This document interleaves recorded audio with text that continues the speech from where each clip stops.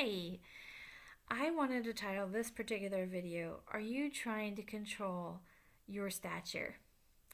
Now, in the Bible, it basically talks about how, there's nothing to gain by worrying or being anxious about anything because it's God who really controls our stature. And I think very often we consider that in regards to worry and not to worry, but we don't really think too deeply on what that actually really means. And I think that if we were to really dig even deeper, what we would find is mostly we are worried about if we are going to really become a success. We want to be as great of a success as we possibly can. We want to really become rich and famous, and we want to be well liked, and we want all these particular things to have happen. And I think that that Bible verse is basically stating, like, no matter how hard you try, even the decisions you make don't even make any kind of a difference on your stature. You can become incredibly great even if you have tremendous mistakes. You can become very, very little and insignificant even if you are incredibly righteous. So, our stature in this world is not anything that we can control whatsoever.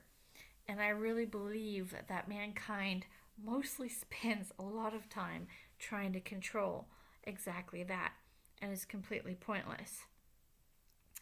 So, when we look at destiny, destiny is one of those unseen things. It's hard to prove. But I really believe that there are certain times that God has determined something is going to happen. It doesn't matter what takes place in that person's life, it doesn't matter how far they go, it doesn't matter what mistakes they make. This is absolutely going to happen for them. And so God will call specific individuals to help them reach that goal. God is determined it's going to happen, so He's just looking for a way to make it happen. But the people around us might be just a little bit bothered about the idea of God doing something good in the life of another person. So even if God has absolutely determined that something good is going to come to a person, humanity gets a little bit sneaky and wants to figure out how they can obstruct the path so that God's will not come in this person's life. They're trying to control their stature, and they're trying to control that perhaps they'll be a little bit higher and another person will be a little bit lower. So they decide they're not going to take part in the plan. They duck out. They cash out. They refuse to get involved. Basically, what happens with that is that God still makes it happen for that person. Maybe they'll find somebody else, in which case that somebody else is going to end up with the reward. The person who was originally called to the task will lose their reward, or they end up with a much far lesser reward. So let's say, for example, God has determined that a person is going to become an incredibly successful book writer, a book author. They're going to write tremendous books, and they really ask their friends, please pray for me because I really feel led that I'm supposed to write books and all these other things. Well, their friends maybe aren't so keen on them finding success. So instead of praying, they actually try to obstruct the path to become an author. So what happens is, if God has determined they're going to be an author, He still finds the right people to help push them through to become an author. And a person might get the cash out for having been called in the first place and not having received the ultimate thing, which is the relationship with the author, which would ultimately help them in their life become a greater success and do greater things. So there's all kinds of different ways that humanity really, really tries to control the success and the destiny of God.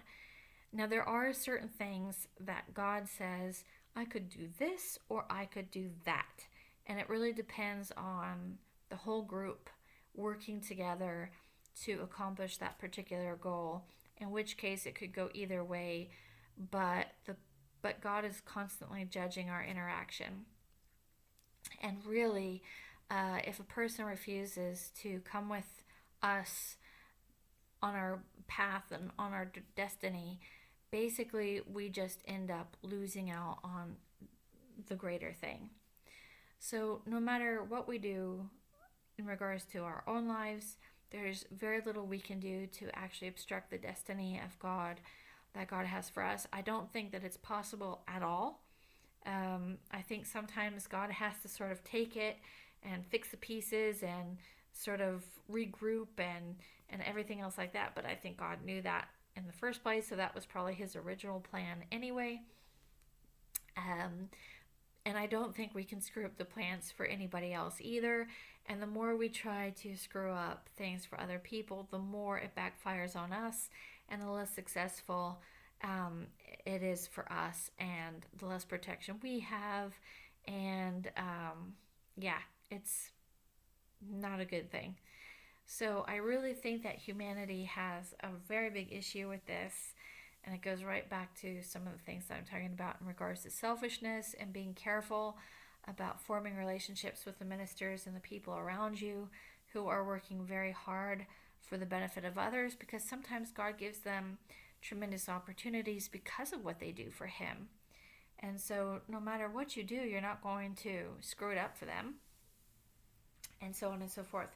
My last video, I spoke about the righteous perish and the wicked don't really take it to heart. And I really personally, I wanted to talk a little bit about that in regards to God's plan and his purposes.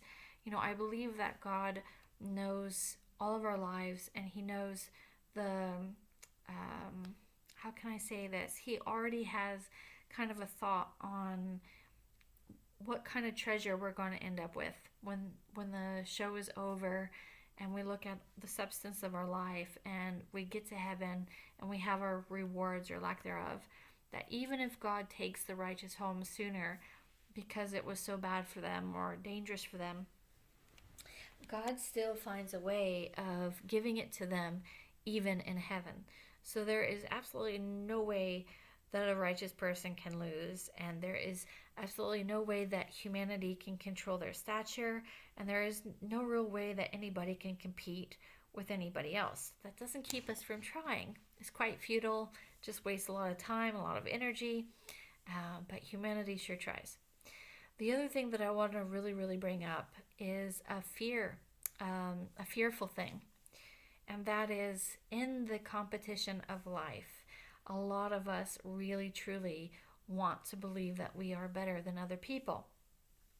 And we're usually desperately searching for something wrong that they are taking part in so that we can feel that we are just a little bit better. And that's once again us trying to control our stature. And while we're doing that, you know, we're judging their life, we're judging their revelations, we're judging their relationship with God. We're wondering, oh, wow, that person is really blessed. Does that mean God really loves them? Does that mean he doesn't love them? We're seeing that they're going through a lot of trouble. Does that mean that God loves them even more, or does it mean that God loves them even less? You know, we're constantly trying to judge each other. And one of the most scary Bible verses that I think are in the Bible is where it speaks about how in the kingdom, you know, we're all called to a feast and we're all trying to pick out different places to sit. And there are some people who just believe that they get to sit in the place of honor, the highest prestige place. And they kind of, you know, they wrestle for that spot. And then when Jesus shows up, he says, well, actually, you have to move down because that's not your place. That's his place or that's her place. And how embarrassing that would be to presume to be great when actually you're really not. And so all the while we as humans are judging each other and judging ourselves, usually we really don't know what's on God's heart. So it's always better to sit in the more humble place and to be asked to come up higher than lower. And nobody really considers this parable as often as I think that they personally should, because all of us can sort of shoulder our way to the front of the line, and nobody actually considers the fact that, well, actually, they might be kicking down the very person who is going to be their boss or their future, um, you know, their future authority of some kind. So